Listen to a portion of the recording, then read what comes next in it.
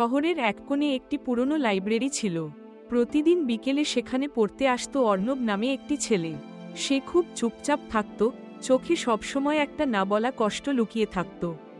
একদিন সে লক্ষ্য করল, জানালার পাশে বসে বই পড়ছে একটি মেয়ে, তার নাম তৃষা। তৃষার হাসিটা অর্ণবের মনে অদ্ভুত শান্তি এনে দিত। ধীরে ধীরে তাদের কথা শুরু হলো। একই বই, একই গান, আর অনেক নীরব মুহূর্ত ভাগ করে নিতে লাগলো তারা। লাইব্রেরির সেই কোণাটাই হয়ে উঠল তাদের ছোট্ট জগৎ। অর্ণব তার স্বপ্নের কথা বলতো, তৃষা বলতো তার ভয় আর অসহায়তার কথা।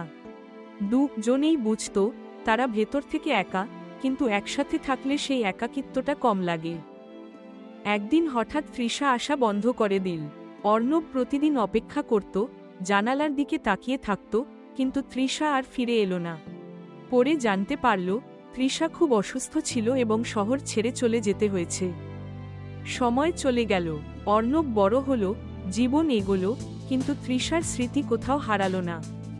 অনেক বছর পর একদিন হাসপাতালে অর্ণব আবার তৃষাকে দেখল, হুইল চেয়ারে বসে। চোখে চোখ পড়তেই দুজন থমকে গেল। তৃষা বলল, আমি তোমাকে কিছু বলতে পারিনি।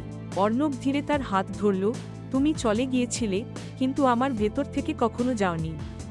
সবকিছু আগের মতো হলো না, কিন্তু সেই দেখা হওয়াটাই ছিল তাদের জন্য সবচেয়ে বড় অনুভূতি। কিছু ভালোবাসা অসম্পূর্ণ থেকেও সারা জীবন বেঁচে থাকে।